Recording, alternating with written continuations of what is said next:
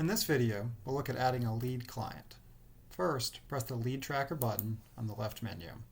You will see that there's tabs for clients and caregivers. We're looking to add a new lead client, so under Clients, you press the Add Toolbar button at the top.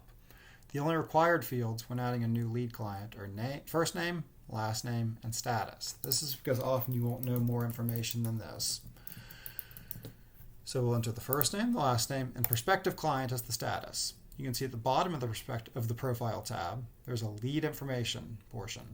It has the date created, lead progression, which is some steps that your typical lead may go through, last communication, and total communications.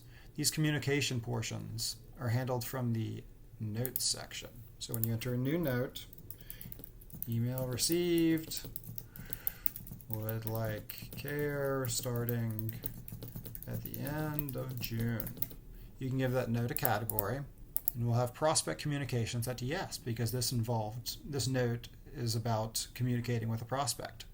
So when we press add, go to the profile, we can see that the last communication is set to our note date, which described our communication, and total communications is incremented to 1 since we had prospect communication as part of the note.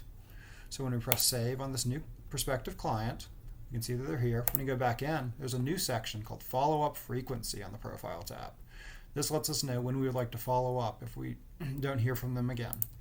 So we'll set it to 7 days. You can see that our follow-up date is going to be 5/19. We press save.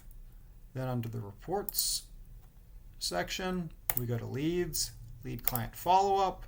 We could go under All Prospective Clients, but we'll just go under the new client we created.